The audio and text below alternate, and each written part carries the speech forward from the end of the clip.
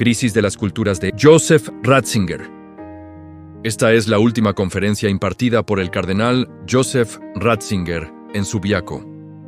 El 1 de abril de 2005 en el monasterio de Santa Escolástica, al recibir el premio San Benito por la promoción de la vida y de la familia en Europa. Veremos 1. Reflexiones sobre culturas que hoy se contraponen. Luego veremos 2. Significado y límites de la actual cultura racionalista. Finalmente veremos 3. Significado permanente de la fe cristiana. 1. Reflexiones sobre culturas que hoy se contraponen. Vivimos una época de grandes peligros y oportunidades. Durante el siglo pasado, las posibilidades del hombre y su dominio sobre la materia crecieron inimaginablemente, llevando a un poder de destrucción que infunde verdadero pavor. Esto se evidencia en la amenaza del terrorismo, una nueva guerra sin límites, y en el temor fundado de que este fenómeno acceda a armas nucleares y biológicas. Esta situación ha obligado a los estados de derecho a implementar sistemas de seguridad antes reservados a regímenes dictatoriales. A la par de estos peligros, existen posibilidades inquietantes de automanipulación humana. Al descifrar los códigos más profundos del ser, el hombre es capaz de construir por sí mismo al ser humano que deja de ser un don del Creador para convertirse en un producto de manipulación sujeto a selección según las exigencias humanas. Visto así, el hombre ya no irradia el esplendor de ser imagen de Dios, sino solo el poder de las capacidades humanas, deviniendo simplemente imagen del hombre, sin definir de qué hombre se trata. A estos desafíos se suman problemas planetarios como la desigualdad en el reparto de bienes, la pobreza que se generaliza más y más, la explotación de la tierra y sus recursos, el hambre, las enfermedades globales y el choque de culturas. Todo esto demuestra que el crecimiento de nuestras posibilidades técnicas no se corresponde con un desarrollo paralelo de nuestra energía moral. La fuerza moral ha disminuido porque la mentalidad técnica ha relegado la moral al ámbito subjetivo. Sin embargo, se necesita imperiosamente una moral pública capaz de responder a las amenazas actuales. El verdadero peligro radica en el desequilibrio entre posibilidades técnicas y energía moral, pues si esta última es insuficiente, el poder humano se transformará inevitablemente en poder de destrucción. No se niega la existencia de una nueva moralidad articulada en torno a palabras clave como justicia, paz y conservación de la naturaleza, que hacen referencia a valores morales fundamentales. No obstante, este moralismo es demasiado vago, resbala hacia la esfera política y partidista, y se presenta principalmente como una pretensión dirigida a otros, más que un deber personal.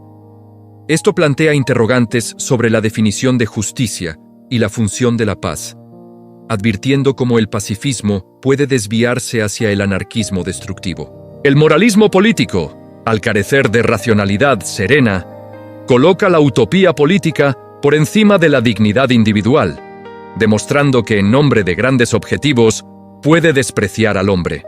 Por ello, este moralismo no solo no regenera, sino que bloquea el camino. De igual modo, un cristianismo o teología que reduce el mensaje de Jesús a los valores del reino, identificándolos con este moralismo político y olvidando a Dios, termina en palabras altisonantes y valores sujetos a abuso.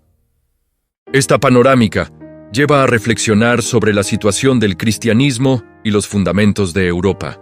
Europa fue el continente cristiano, pero también el origen del nuevo racionalismo científico.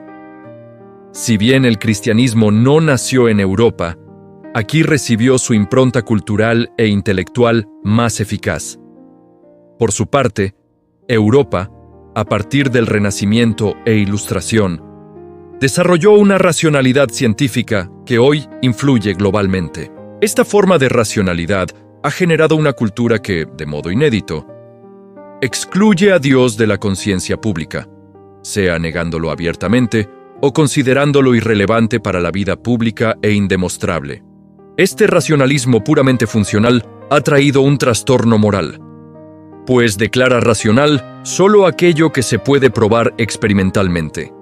La moral, perteneciente a otra esfera, desaparece como categoría autónoma y debe buscarse en el cálculo de las consecuencias. De este modo, la categoría de bien desaparece. Nada es bueno o malo en sí mismo. Todo depende de las consecuencias previsibles de una acción. Aunque el cristianismo encontró en Europa su manifestación más eficaz, es también en Europa donde ha tomado cuerpo una cultura que representa la contradicción absoluta y radical, no solo del cristianismo, sino de las tradiciones religiosas y morales de la humanidad. De ahí que Europa esté en una prueba de resistencia, lo que subraya la gran responsabilidad que los europeos deben asumir. Esta contraposición cultural se manifestó en el debate sobre el preámbulo de la Constitución Europea en 2 puntos: la referencia a Dios y la mención de las raíces cristianas. A pesar de que el artículo 52 garantice los derechos de las iglesias, su impronta de contenido no encuentra espacio en los fundamentos de Europa. Las razones públicas para este rotundo no parecen superficiales y disfrazan los verdaderos motivos. La afirmación de que mencionar las raíces cristianas hiere sensibilidades no es convincente, pues se trata de una realidad histórica que indica fuentes de orientación moral. Se argumenta que ni los musulmanes, amenazados por el cinismo de la cultura secularizada, ni los hebreos, que comparten el decálogo, se sentirían ofendidos. Lo que ofende a otras religiones es intentar construir la comunidad humana prescindiendo de Dios. Los motivos del doble no son más profundos. Presuponen que solo la cultura radical de la Ilustración puede constituir la identidad europea. Las culturas religiosas solo pueden coexistir si respetan y se someten a los criterios de esta cultura. Esta cultura se define por el derecho a la libertad como valor fundamental, que es la medida de todo. Sus características incluyen la libertad de elección religiosa, aconfesionalidad del Estado, libertad de expresión, ordenamiento democrático, independencia judicial, tutela de los derechos humanos y prohibición de discriminaciones. Sin embargo, esta norma está en formación, y la idea de libertad, mal definida, implica contradicciones que limitan la libertad misma, como por ejemplo, conflicto feto-mujer. Una ideología confusa de la libertad conduce a un dogmatismo hostil a la propia libertad. Esta cultura ilustrada, por ser la de una razón consciente de sí misma, presume de universalismo y se presenta como perfecta y autosuficiente. Esto se refleja, por ejemplo, en el debate sobre la incorporación de Turquía, un ámbito de cultura islámica. La tesis de la cultura laica es que solo sus normas definen la identidad europea. Por lo tanto, cualquier Estado que asuma estos criterios puede pertenecer, sin que importen las raíces históricas consideradas muertas. Por ende, Dios queda excluido de los fundamentos del Estado. Sin embargo, surge la duda de si esta cultura ilustrada y laica es la filosofía universal de la razón común a todo el género humano, y si es autosuficiente para prescindir de sus raíces. 2. Significado y límites de la actual cultura racionalista. Respecto a si se ha alcanzado la filosofía universalmente válida, se admite que hay adquisiciones importantes, por ejemplo, libertad de religión, derechos fundamentales, separación de poderes.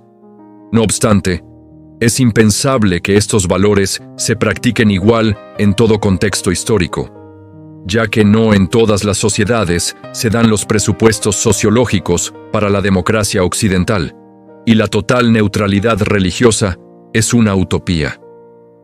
Las filosofías modernas, inspiradas en la Ilustración, son positivistas y antimetafísicas, excluyendo a Dios. Se basan en una autolimitación de la razón positiva que, aunque funcional en lo técnico, implica una mutilación del hombre si se generaliza.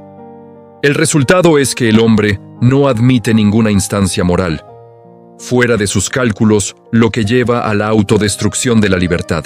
Aunque las filosofías positivistas contienen verdad, se fundan en una autolimitación de la razón, algo específico del occidente moderno, y no representan la voz de la razón universal. Por ello, no son las filosofías válidas para todo el mundo.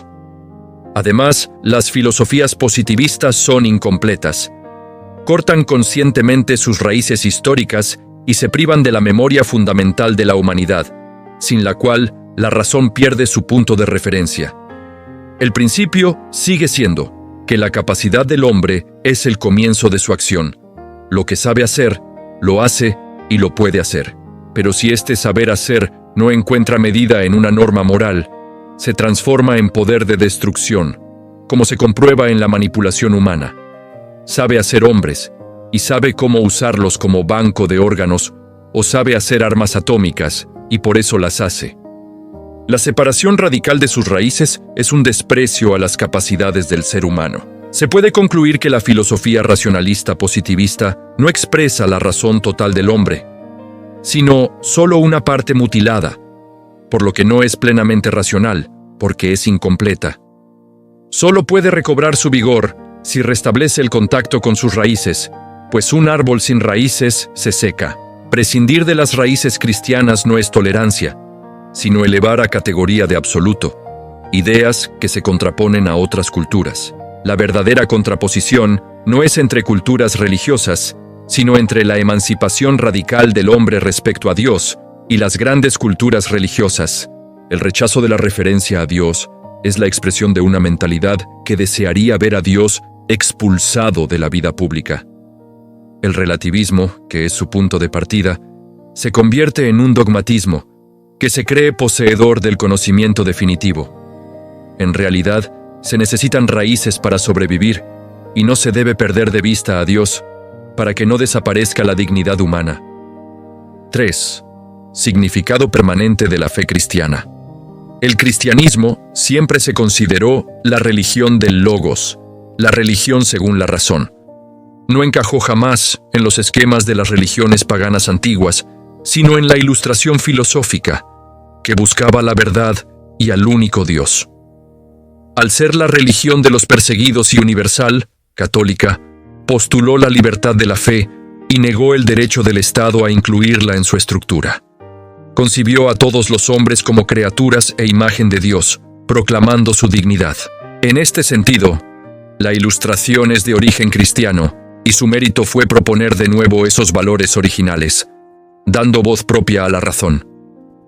El Concilio Vaticano II buscó la reconciliación de la Iglesia con la modernidad, un valioso patrimonio que ambas partes deben tutelar.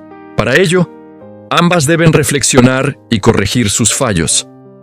El cristianismo debe recordar que es la religión del Logos, teniendo fe en el Creator Spiritus, Espíritu Creador, lo que constituye su fuerza filosófica.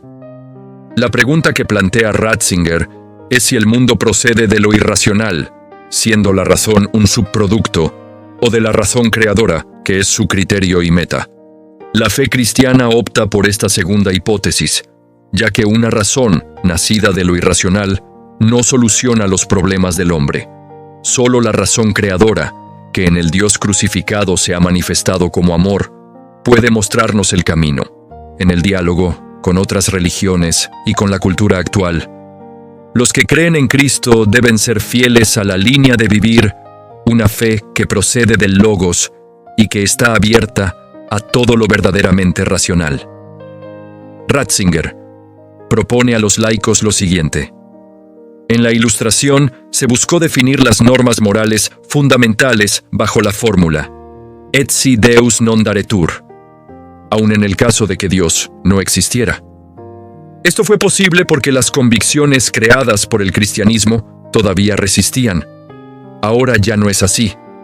El intento de comprender al hombre prescindiendo de Dios lo conduce al borde del abismo. Por lo tanto, se debe dar la vuelta al axioma ilustrado y afirmar que, aun el que no logra aceptar a Dios, debería tratar de vivir y organizar su vida, veluti si Deus daretur, como si Dios existiera.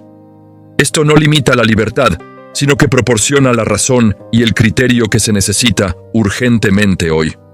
Lo que más se necesita en este momento son individuos que, a través de una fe iluminada y vivida, presenten a Dios como una realidad creíble.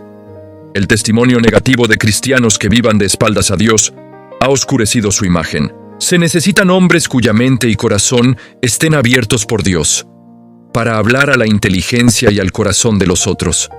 Recordemos a San Benito de Nurcia, que en una época de decadencia fundó Montecassino, de donde surgió un mundo nuevo. Las recomendaciones de su regla a los monjes muestran el camino, instándoles a tener un celo bueno, que conduce a Dios y a la vida eterna, a amarse unos a otros y a no anteponer absolutamente nada a Cristo.